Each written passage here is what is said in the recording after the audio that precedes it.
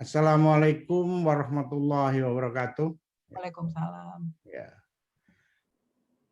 Yang saya hormati ini Prof. Wihana yang saya kenal, tetapi belum seluruhnya kenal. Ya. Salah satu yang saya kenal yang terakhir adalah tulisan ini. Tapi beliau sudah menyampaikan di 2017 di pengantar buku saya tahun 2017 tentang berkaca dari kegagalan liberalisasi dan memperkuat pembangunan UMKM yang inklusi itu. Ini beliau memberikan tulisan tentang bagaimana sebetulnya institusi ekonomi itu menjadi bagian penting. Saya mengambil main tesis yang dibuat oleh beliau di buku ini. Saya sependapat. Salah satu yang sangat luar biasa ini baru adalah memasukkan nilai-nilai non formal, ya, bahkan saya singkat menjadi nilai-nilai sosiologis dimasukkan di dalam public policy ekonomi. Saya kira ini luar biasa. Kami punya pengalaman, punya empirik tentang studi kasus terkait koperasi dan UMKM. Pada tahun 2008 terjadi krisis keuangan ekonomi dunia, termasuk kita.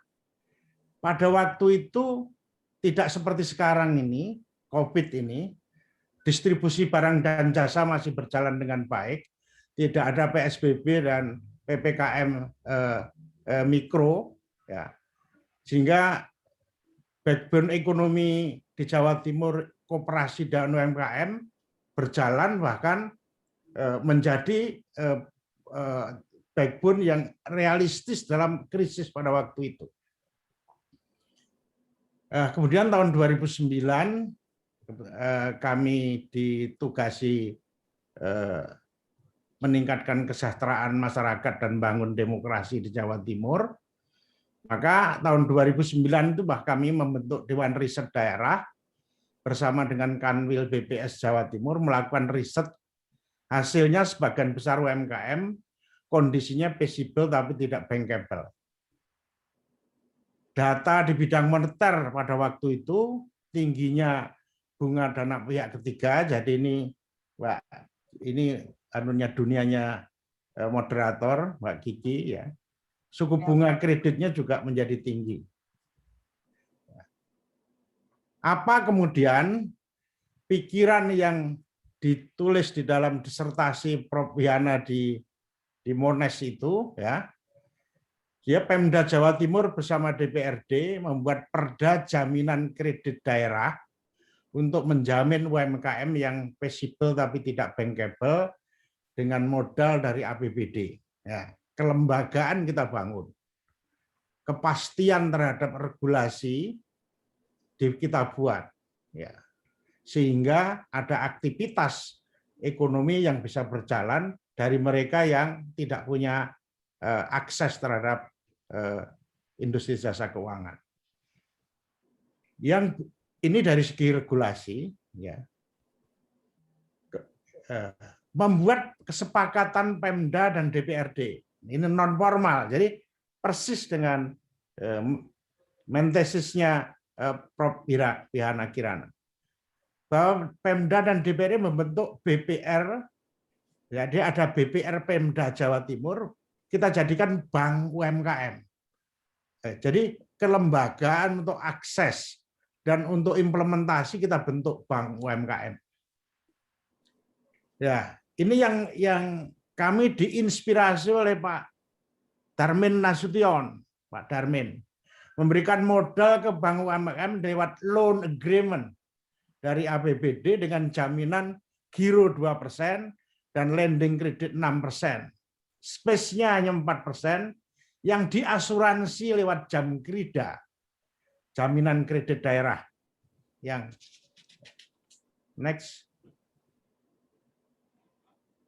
Ya. Jadi Jamkrida tadi, jaminan kredit daerah tadi kita perdakan, kita formalkan, jadikan satu kelembagaan hukum Jamkrida ini. Tapi kemudian konsep untuk melakukan loan agreement kesepakatan saja di dalam tim anggaran. Kita presentasi. Yang kedua, selain masalah UMKM, masalah koperasi. Ternyata lembaga keuangan di desa itu nggak ada. Kita mulai mulai kampanye tahun 2006 sampai 2008 ngecek di lapangan enggak ada. Maka kemudian terinspirasi koperasi wanita di Malang dan Surabaya, maka setiap desa dan kelurahan kita bentuk koperasi wanita dengan diberikan hibah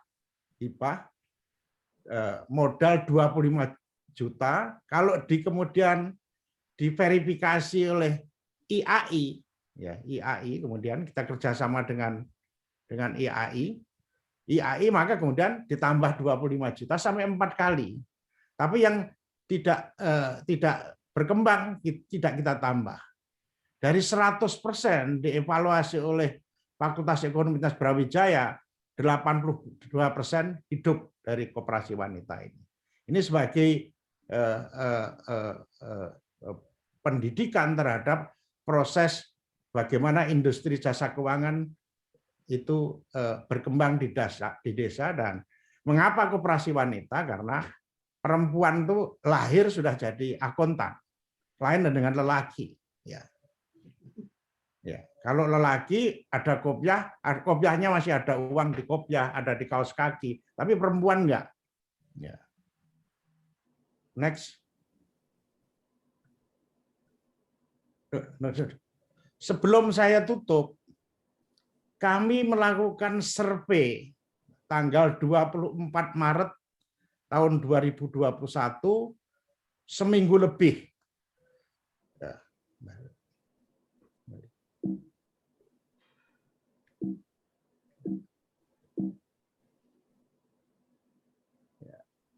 Seminggu lebih ngecek ada kabupaten paling baik pelayanan publik di Jawa Timur ini.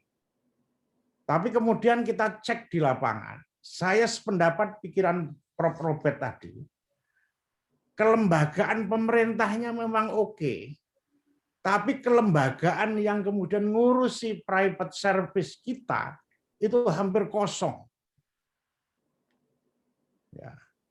Maka kemudian kami melakukan satu survei ke Kabupaten Ngawi, Kabupaten Bojonegoro, Kecamatan Geneng di Ngawi, Desa Dempel, dan kemudian Kecamatan Sumberjo, Desa Prayungan di Bojonegoro. Apa yang saya cek? Yaitu masalah UMKM dan digital. Karena dua desa ini, desa yang paling baik di Jawa Timur menggunakan digital. Nah, kami turun ke sana dan tim dipimpin oleh Prof. Hotman, kami bersama-sama hampir 2 minggu. Setelah kita lihat, UMKM yang pakai offline itu tinggal 40%. Yang offline sama online masih 70-80%. Yang pakai online penuh naik 200%. Dua desa ini. Kita cari kemudian kelembagaan apa yang kemudian mendorong menjadi leverage terhadap itu. Di Ngawi adalah anak-anak muda, kebetulan mereka sebagian lulusan dari Jogja, yang kemudian bekerja sama dengan BUMDes menggerakkan perekonomian, dan dia menjadi pusat. Desa itu, Dempel itu menjadi pusat ekonomi di Kecamatan Geneng itu. Pada saat kemudian kami ke Prayungan di Bojonegoro, siapa yang kemudian menjadi motor penggerak itu? Yang menstimulasi kepala desanya. Ya, jadi lain ini, aktor yang menjadi aktor berbeda. Saya tanya, pengalaman kepala desa seperti itu apa? Karena dia berangkat dari swasta, yang dulu dia jadi pekerja di Kota Malang dari swasta dan menjadi kepala desa mengembangkan seperti itu. Jadi ada kekosongan dan saya sependapat dengan tesis Prof. Wihana ini. Kelembagaan tidak harus di dalam desentralisasi. Itu kelembagaan pemerintahan yang tadi sudah disinggung oleh Profesor Robert. Tapi kelembagaan swasta ini justru sangat kecil, tidak diurus tanda petik. Kalaupun diurus bersifat tidak ada aturan, tidak ada. Misalkan di koperasi UMKM kerjasama dengan Kominfo, tapi di kasus dua desa ini BTS-nya itu blank spot semua, ya, tidak banyak kemudian yang bisa untuk proses. Maka Dempel dan Prayungan BTS-nya bagus, bisa digunakan. Tapi desa di pinggir hutan tidak bisa. Bupatinya yang kemudian memang juga kebetulan ini saya laporkan, dia anggota Kagama dari Fakultas Teknik Mesin. Di Bupati Ngawi sipil atau mesin.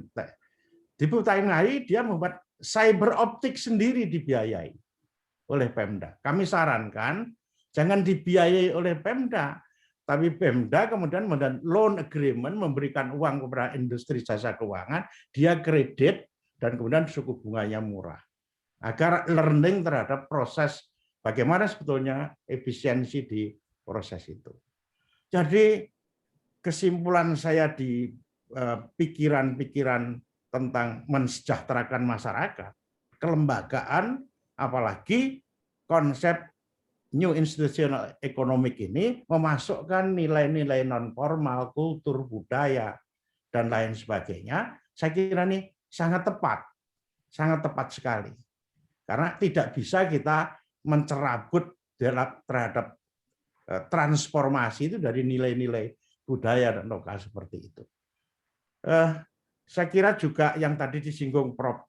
Wihana, pada saat kita membangun satu sistem, terus terang kami ingin membangun Jawa Timur, memperbanyak pelabuhan laut dan kemudian pelabuhan udara dan menjadikan Jawa Timur hub terhadap Indonesia bagian timur dan tengah.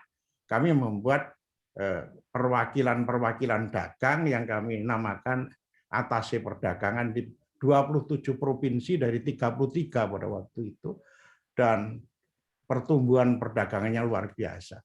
Saya sehingga kenal Presiden Filipina yang sekarang ini pada saat dia gubernur di Davao San.